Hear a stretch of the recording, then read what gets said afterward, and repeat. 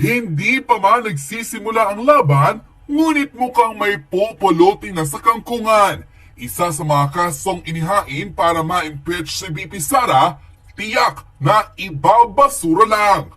Panibagong taon, panibagong kabiguan raw ang marahil mararamdaman hindi lamang ng mga pari at kabahagi ng Makabayan Bloc na kasama ni Senator Leila de Lima na nagsampa ng 3 magkakasunod na impeachment cases laban kay VP Sara dahil tila ang kasong isa sa mga hinighlight ng kanilang partido ay ibabasura lamang raw ng husgado.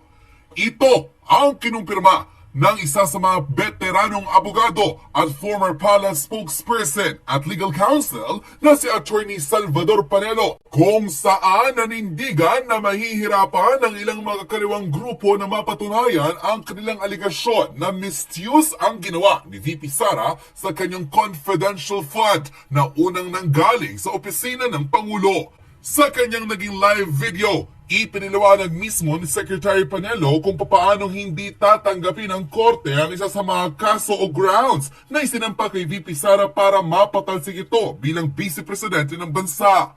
Isa kasi sa napakaraming inihain laban sa Vice Presidente ay ang tila paggastos ito ng confidential fund na 125 million pesos na tila hindi raw alam ng taong bayan na galing mismo ito sa opisina ng Pangulo. Bukod raw dito, mismong ang Commission on Audit, isa sa mga independent body ng gobyerno ang nagpatunay na walang mali sa ginawa ni VP Sara na gastusin ang nasabing pondong ibinigay sa kanya ni President Marcos Jr. bago matapos ang taon, kung saan binigyan pa nga ito ng unqualified report. Katunayan na walang mali at hindi nasayang ang pera ng taong bayan sa opisina na pinagbigyan nito. Hindi raw magiging madali para kay VP Sara ang hamon na ito, ngunit tiyak na lalabas ang totoo at mapapatunayang wala siyang pagkakasala hindi lamang sa taong bayan kundi sa bawat mamamayan. Ay mismo sa full Facebook posts ng netizen online. Well, expected naman na ang lahat. Hindi magiging madali, pero lalabas ang totoo. And as of Secretary Panelo said, maibabasura ang isa sa mga kasong inihain para ma-impeach si VP Sara. The former legal counsel of Malacanang highlighted na matutuloy talaga ang impeachment dahil yan ang orihinal na plano ng mga kongresista, ang mapatalsik si Inday Sara and maiupo ang amo nilang si Romualdez. But the road to their ambition is not easy as what do you imagine? Based on Secretary Panelo's statement, the confidential fund issue is one of the cases filed against VP Sara will not prosper in any court dahil sa simula pa lang, hindi na tama ang ginawa ng Kongreso. They just use their power para maipumuka sa tao na mali ang confidential fund at ang paggamit nito. Well, in fact, nakalagay sa batas na walang mali sa pagkakaroon ng confidential fund ng isang opisina as long as naka-align at may actual report of accomplishment ang tinatrabaho para sa nasabing pondo. Aside from that, the OVP remains the unqualified rating from COA. So ibig sabihin, kahit ang independent institution ng gobyerno sa Pilipinas, pinatutunayang walang naging mali sa paggastos ni VP Sara, hindi lamang ng kanyang confidential fund, kundi sa entire OVP budget from the beginning na naupo siya and her as our Deputy Secretary until she resigned. This record shows that both agency is in good faith in using the public funds for years. After all, this department will never get a high trust and approval rating kung hindi naging maayos ang pamamalakad ni VP Sara. Kaso, sadyang matino siya at walang maibato ang mga kalaban niya. Kaya nag-iimbento na lang ng mga kaso na kahit ang korte at ombudsman natatawa na lang sa kabalbalan ng Kongreso at maybe few in the Senate. I hope, aside from PRRD, Congressman Marcoleta and Secretary Panelo, hoping that Attorney Roque and other well-known lawyers will show support and defend VP Sara in all the cases filed against her. Dahil totoo naman, baseless ang karamihan ng mga kasong isinampas sa kanya. Unquote. Wag na wag niyong sasaktan yan. Wag na wag niyong sasaktan yan. Kasi papatayin namin kayong lahat. Uupusin namin kayo. Yan ang threat sa presidente. Putangin niyong lahat. Subukin niyo kami ngayon. Gago kayo. Wag niyong gagalawin si Inday. Naghihintay lang yung grupo ko eh. Naghihintay lang. Tangina ninyo. Gago kayo. Sige, kulong nyo. Pinakamaganda dyan, kulong nyo. Kulong nyo si Inday. Tangina ninyo, hindi nyo kami matatakot. Kami mismo sa FGF, hindi nyo kami matatakot. Mga gago kayo. Pati kayo, Kongreso, binaboy nyo yung Kongres. Hayop kayo, contempt kayo. Yayabang ninyo. Mga bopol naman kayo, mga tanga. Mga hayok na hayok kayo sa kapangyarihan eh. Wala talaga yung ano mo, reasoning mo eh. Bobo ka talaga eh. Pangag ka eh. Binabasa mo pa eh.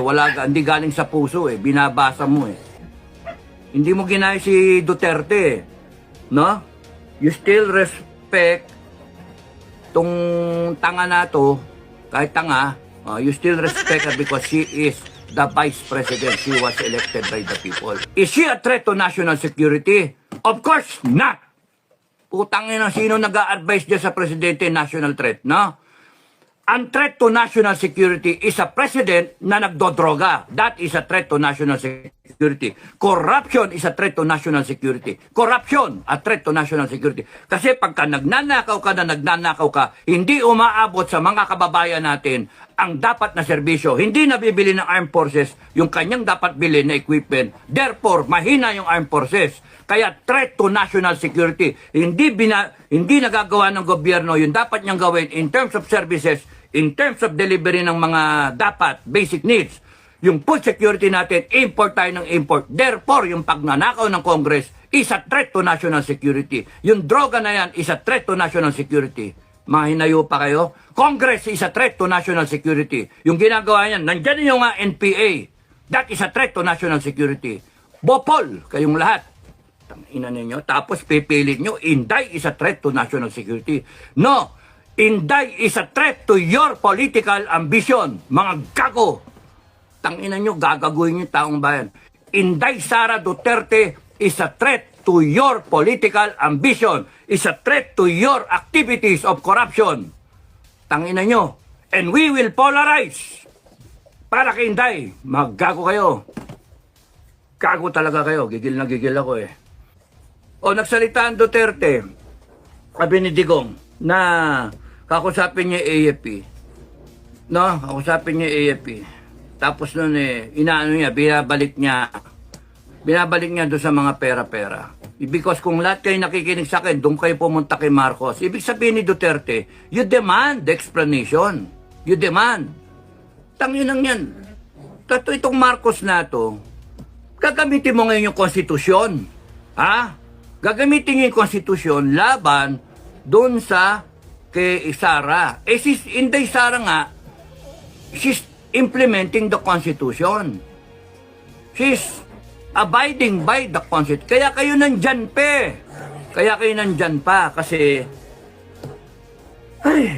hindi siya nagtatawag ng revolusyon. Hindi siya nagtatawag ng taong bayan. Tanging mga hayop kayo.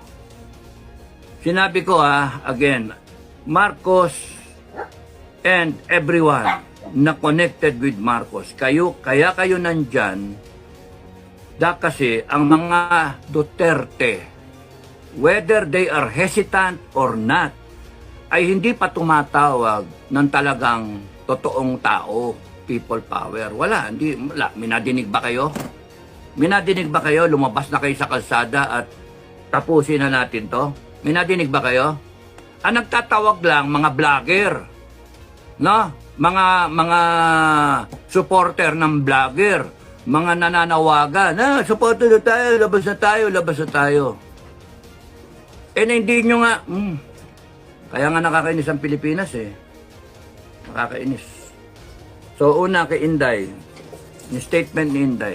Ano masama doon magalit yung tao? Gago kayo eh. Nagalit yung tao. Ano ngayon? Tinatarantado niya yung tao niya. She's just being a leader. Between Marcos and Inday, mas leader tong Inday kaysa sa iyo, Marcos. Ikaw, Marcos, sinabi na sa iyo, BBM, sinabi sa iyo, ang dapat dyan, pinatigil mo yung Congress sa contempt. Anong ginawa nyo? Nibira ninyo yung nagre-reklamo, yung gustong ituwid ang Pilipinas, titirahin ninyo. Samantalang yung mga nagnanakaw, hayop kayo, pati kayo mga vlogger, mga troll, lahat kayo. Kung kinakailangan kayo silaban, sisilaban namin kayo. Kung kinakailangan madama yung pamilya nyo, idadamay namin yung pamilya nyo. Magpakita kayo ngayon. Lumabas kayo. Lahat kayo para ma-screenshot namin kayo. Para matanda namin mga pangalan nyo. Hindi pwede yung ganyan na ang Pilipinas nalulubog lalo sa kumunoy dahil sa iilan lang na mga kababayan natin. Kaya kayo mga kababayan, it's up to you. It's up to you. The time has come for you to stand up. To stand up and be recognized. Kung ano yung gusto nyo yung mangyari. Sumama kayo sa amin. Ngayon, kung ayaw nyo sumama, okay lang. Support lang kami. Ayaw nyo sumama, di wag. Gusto nyo, hatiin natin Pilipinas. Party natin. Republic of Bangag. Republic of yung mga matitinong Pilipino. Gusto nyo, hatiin na lang natin. Para walang patayan. O gusto nyo, winner take all. Magpatayan tayo. Pala ninyo. Ayan nyo. Ang daming hirap na Pilipino. Tangin, nanakawin nyo lang yung pera. Ha? Ninanakaw nyo yung kinabukasan ng kababayan natin. Hindi pa sinisilang. Bauna sa utang. Walang kinabukasan yung mga susunod na henerasyon ng Pilipino. Adik eh. Adik yung magulang eh. Pusher. Adik. Sindikato kong adik. Magnanakaw. Kurap. Mga walang kwentang politiko. Mga bobo. Inutil. Walang alam. Tatakbo-takbo kayo ng maging politiko. Wala naman kayo alam. Mga bobo. Panay sarili nyo bulsa. Pamilya nyo. Ang inisip nyo. Kaya galit kami. Galit ang mga kababayan natin. Well, anyway, ang pangako ko hanggang Enero na lang kayo. Promise yun. Hanggang Enero na lang kayo. Patayin nyo ako. Sige. That triggers a revolution. Patayin nyo ako. Okay lang. Gusto ko nga eh. Patayin nyo na ako para matapos to. Kasi ang instructions ko sa lahat ng commander namin, pag kami nangyari sa amin ni Metran, upakan nyo. Wala kayo itira. Upakan nyo. At huwag kayong magpapakita ng awa. Hayop kayo, kala ninyo kung kayo na nga mali, kayo pa yung may katwiran, kayo pa yung gagawin ng konstitusyon. Tado, linya namin yun eh. Gusto namin implement yung konstitusyon na gusto namin. Linya namin yun. Kayo na nga nagnakaw, kayo pa yung mayabang. Kayo na nga yung sasabutahin ng eleksyon, kayo pa yung nasa tama. Kayo na nga yung ang laki ng kasalanan ninyo sa taong bayan. Kayo pa yung gagamit ng armed forces at ng PNP. Kayo mga nasa AFP at PNP, mag-isip na kayo. Mag-isip na kayo. Lilitaw na. Maglitawan na tayo ng baraha. Kami, matagal na nakalitaw yung baraha namin eh. Okay, yung pangatlo, yun nga. Hudyat, ako mismo magbigay ng hudyat. So, tatlo yun. No. Isa, kung may sinaktan sa atin, sa grupo natin. Pangalawa, kung may sinaktan sa mga nagrarally, kahit sino man, kung may sinaktan. No? Pangatlo, pagka nagbigay ako ng hudyat. Okay maliwanag.